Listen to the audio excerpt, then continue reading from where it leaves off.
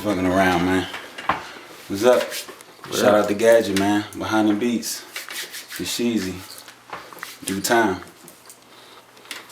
All right, let's talk about who's in your top 5 producers, or you can do top 5 producers who inspired you to do the type of music producers you do.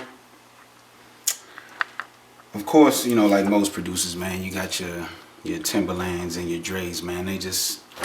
They're in their own planet. But I like a lot of like underrated cats, man. Like Mike Dean, Tone Capone, like the whole Rap A Lot production camp. John Beto, Pimp C. A lot of West Coast funky cats, man. Like DJ Battle Cat. Like I think Battle Cat was like the first cat that brought like, you know, the heavy ass claps to the game, man. You know what I'm saying? So I was really digging that. Other than that, man, of course, you know, Primo, all your sample cats, Knots, Dilla, Ninth Wonder. You know what I'm saying? I'm really a child of hip hop, man. So, you know, I love it all, man. Basically, man, well, you know, my pops was a Motown musician, so music was always in my blood, man. You know, he played with, you know, the Marvins, the Stevies, Temptations, you know, all of them cats. So, you know, I came up around it, so, you know, it just, you know, it's kind of in the blood.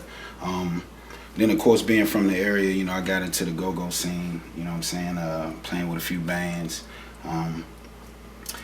So from there, you know, it just kind of evolved, man. I picked up a workstation type keyboard to where I can sequence, and it was just all from there, man. You know what I'm saying? Just starting on like a small 8-track sequencer, just doing little corny beats in my room, man, and just kind of evolved from there. I just fell in love with it. Talk about the process of how you make your beats.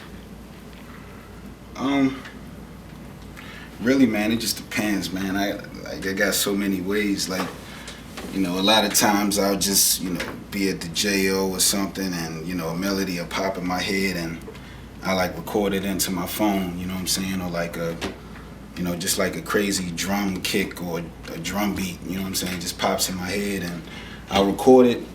Sometimes it'll just start from there.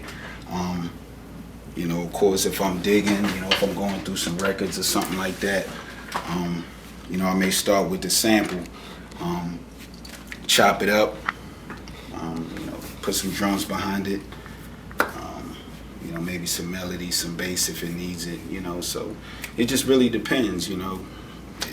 If I'm starting with the sample, I'll lead with the sample and kind of build my drums around the sample. But if I'm doing something original, man, it could just start with like a little flute riff or a quick little bass line or something, and I could build from there. It really doesn't matter, man. It comes from all places. Okay. As you can see, man, I started out on the Triton, man. I think that's like the tool of the trade that most producers, you know, of my age, you know, probably came up on. Before that, I had a Korg N264, you know what I'm saying? And before that, I had an old Korg D1, and that shit was garbage, you know what I'm saying? It was basically like a shitty ASR 10, and the joint weighed like 40 pounds, man. It was like a little 8-bit sampler. But, you know what I'm saying? Coming into age, yeah, man, I did a lot of stuff. I did a lot of stuff with the Triton. And then, of course, throughout time, you know, I just evolved. Actually, I'm gonna break it back a little. Wow. I got the Planet Fat, dog, you know what I'm saying? And I actually had all of them, you know what I'm saying? I had the Earth module.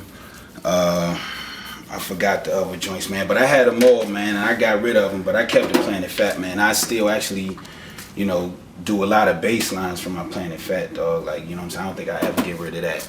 And then, of course, you know, I moved to my baby right here, you know what I'm saying, the MP. You know, it's kind of dusty, but it's trusty, you know what I'm saying? Basically, this is the heart of my production right here, you know what I'm saying? Especially when I started getting into, like, the sample-based production, you know what I'm saying? Because my early years, I really wasn't sampling heavy, you know what I'm saying? I was really into original production. And, of course, when I started hearing cats like Primo and what, of course, when Ye and Just Blaze came out, Large Professor, you know, cats like that, what they was doing with the samples, I was like, okay, you know, I gotta at least give it a try. And, you know, my man showed me how to chop, you know, and it was off from there, you know what I'm saying? So this is like the heart of my production. But I could also take it to the digital side as well, man, you know what I'm saying? I got Pro Tools and Reason.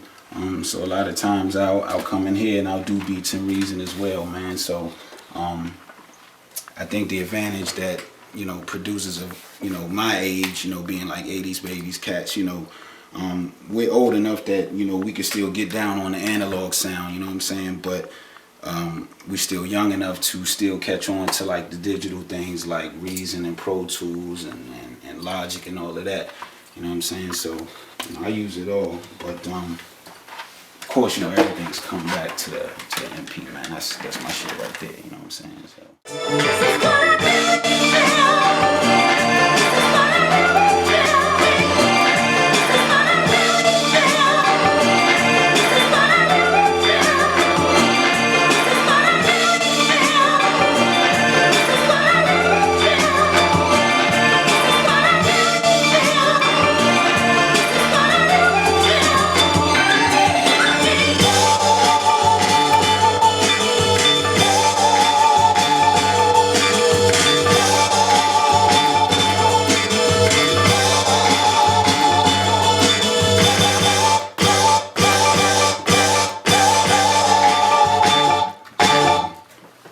Everything starts from here, man, you know what I'm saying? I love this little thing. I never get rid of it, you know what I'm saying?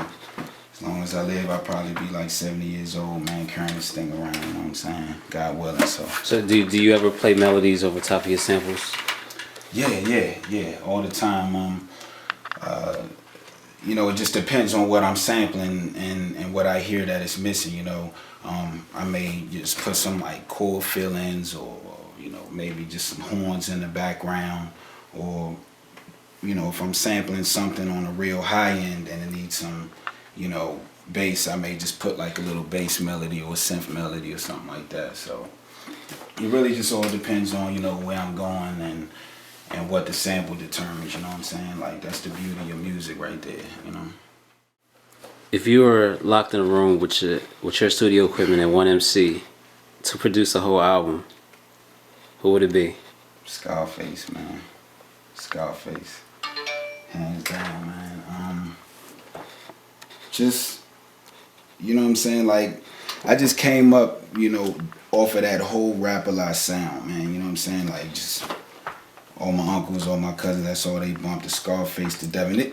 It'd really be a tie between Scarface and Devin, man, you know what I'm saying? I could see myself just doing so much beautiful music with them, you know what I'm saying? So, you know, hopefully, Face, if you look at this, man, you know, come holler at me, man. Sheezy, I think I got some good shit for you, man. Devin, too. When I want to step into the digital age, you know, I'll come here and maybe do some stuff in Reason. You see what I got here. I'm gonna blow your speakers. Is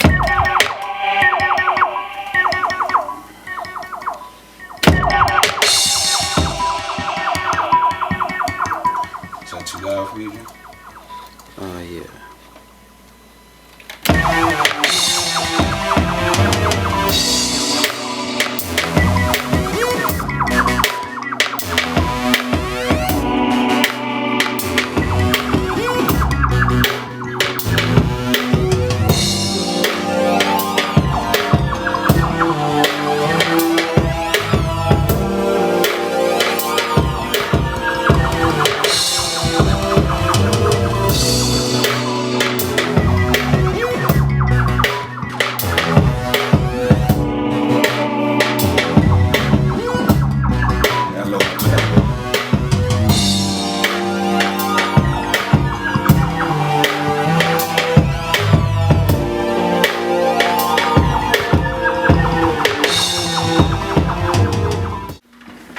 funny, man, cause you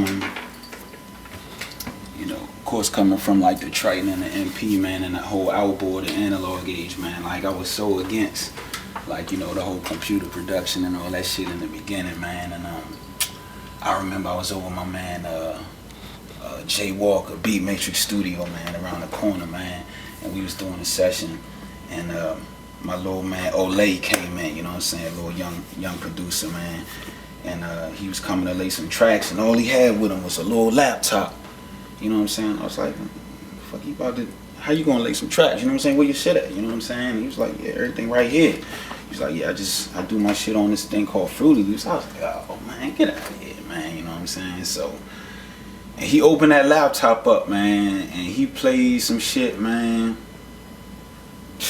I was like, wow, dog, you know what I'm saying. And ever since then, I had a whole new outlook on just, if the shit is hot, it's just hot. It don't matter where it come from, you know what I'm saying. Whether you bang out on an MP, you do it on Fruity Loops, Reason, whatever, man, you know what I'm saying. If you know, put some beans in a can, you know what I'm saying. If you freak that shit right and it sound hot, you know, keep at it and do that shit, man, you know what I'm saying.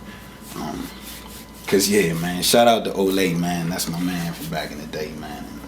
He was killing shit on that Fruity Loops shit.